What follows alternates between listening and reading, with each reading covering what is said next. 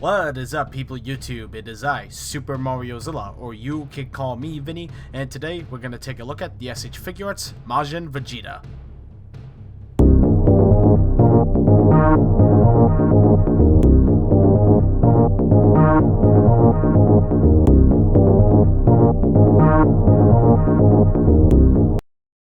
This version of Vegeta is when he agreed to be a part of Bibidi's rule, so Bibidi gave him the power to go Super Saiyan 2 to fight Goku. Vegeta, though, has a strong enough will to disobey Bibidi and went to go fight Majin Buu. Vegeta sacrifices himself to destroy Buu, but unfortunately his sacrifice was in vain because Buu survived. But when reawoken, he was no longer under Bibidi's control. The figure was revealed during the Tamashii Nation's World Tour in New York City, and fans went crazy for this figure. But unfortunately, the final product suffered. It's not a bad figure, but suffers from the same problems as Scouter Vegeta. But today, we'll determine if he's worth the $55 investment. Let's get started. Vegeta's face sculpt is the same as previous Vegetas. The paint job is great on this face. The eyes have the famous thick black outlines, and it's done really well. The M on the forehead is very clean, no slap. Well done. The hair has shading where the skin meets the hair. Unfortunately, the hair sculpt has not been updated to look like Super Saiyan 2. The sculpt is not bad, it's just incorrect. The body has a wrinkly, muscular-like sculpt, and it's done really well.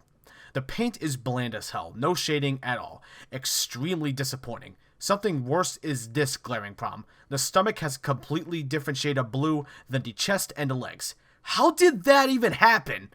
Tamashii, are you actively trying to make this line's quality control on par with Monster Arts? The arms have a muscular sculpt, but the arms actually have veins this time, and they're sculpted really well. So that's something I'm happy with. The gloves have a wrinkly sculpt, but the white paint isn't the best.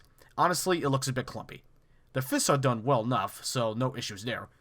The legs are a muscular sculpt, and we do have shading again in the crotch like before. Only difference is that it doesn't look like he pissed himself.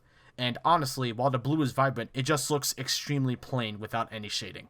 The sculpt on the boots is pretty good and do resemble Vegeta's boots. Vegeta's sculpt is done well enough despite the incorrect hair, but the lack of paint is just frustrating to see at this point. Vegeta's articulation is pretty much on par with Scouter Vegeta and Super Saiyan Vegeta. Slightly worse, slightly better. Let's go over it.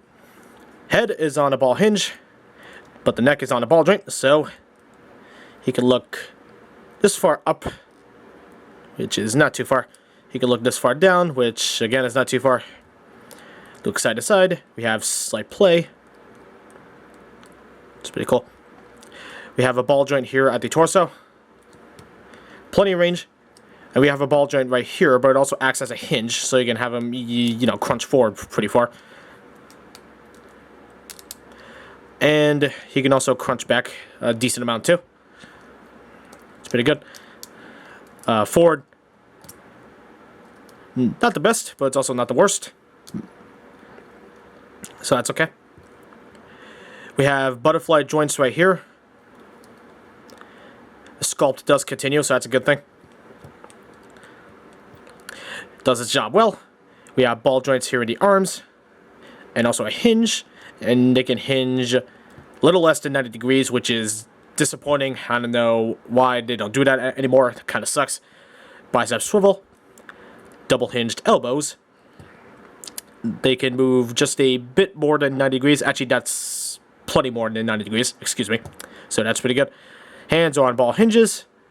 Legs are on regular swivel hinges. He can kick this far forward. He can kick pretty much all the way back. He can also do the splits. Well, almost the splits. Almost exactly the splits. Thighs can swivel. Double hinged knees, which is that's good range. And the worst ankle joint ever. You know, how do you release so many figures where the ankle joints go out further to the other side, but not inwards? I mean, this is not nearly as bad as Yamcha or fucking Teen Gohan, but it's like, Jesus, have you learned nothing? Like, this is Vegeta. Like, how many Vegeta figures have you released? Like, 2, like in the new mold. 2, this is the third one. Actually, 4 if you count Trunks. And still the ankle rocker is shit. Like, it could go down and forward pretty good, yeah, but come on. And toes are on a hinge, but they they really don't go that far. So they're kind of a bit useless, if I'm being perfectly honest. So Vegeta's articulation is not horrible. It's not great. I mean, don't get me wrong. It's definitely still pretty good for, you know, figure arts. But what ruins it for me is the ankle rocker. I can get past everything else. But it's like, again, this is like the 4th Vegeta using the new style legs. And we still don't have proper ankle rocker. Like, Christ. Still, though, if you are creative with posing, you can still get Vegeta in some pretty cool poses if you are creative and can deal with the ankle rocker. So, if this is your first Vegeta, then you'll be surprised. If it's not, lower your expectations, and you may be surprised. Vegeta, to the top of his head, he's around 5 inches tall, and to the tippity top of his hair, he's just over 6 inches tall. Here are the comparisons. Here he is with the S.H.Figuarts Beerus and Whis. Here he is with the S.H.Figuarts Frieza and Cell. Here he is with the S.H.Figuarts Android 17 and 18. Here he is with the S.H.Figuarts Yamcha and Tien. And finally, here he is with the S.H.Figuarts Warrior Awakened Goku and Piccolo. Vegeta may be a bit too tall, but he's still short enough to remind you, it's Vegeta. So, it's not bad, just not great. Oh god, this is just as frustrating, if not more frustrating, than the lack of paint. We really don't get much with Majin Vegeta, and one of the faces suffered from Bandai's infamous quality control. Let's see what we got. For the faces, he comes with the neutral face that was on him in the package, an angry teeth-gritted face, a maniacal laughing face, an edgy smirking face, and finally the same face as the neutral face, only with a vein bulging. But if you look at the right eye, you can see the outline is bigger than the left eye. This is because he was supposed to be looking off to the right. Want proof? This is the promo image with this accessory, painted correctly. Bandai was literally drunk and did not pay attention. This is absolutely unacceptable. You have got to be shitting me. What were you doing, Bandai? Moving on, for the hands, he comes with the 2 fist hands that were on him in the package, 2 karate chop hands, 2 martial arts fighting stance hands, and the famous 2 finger-like hand for the right. And that's it. We got the bare minimum with accessories once again.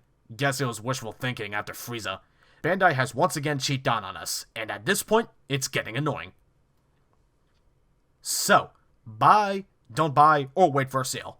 Wait for a sale. I'm just gonna say that right now. $55 is overpriced for this figure, because of the lack of paint detail and accessories, and the unupdated ankle articulation, not to mention the same hair sculpt being used rather than it being updated to resemble Super Saiyan 2. This is easily the laziest Figure Arts DBZ figures so far. I cannot recommend this figure unless if you're a die-hard Vegeta fan or love the Majin Vegeta version to death. If you want this figure but cannot stomach the MSRP, wait for a sale. I'm giving Vegeta a 6.5 out of 10.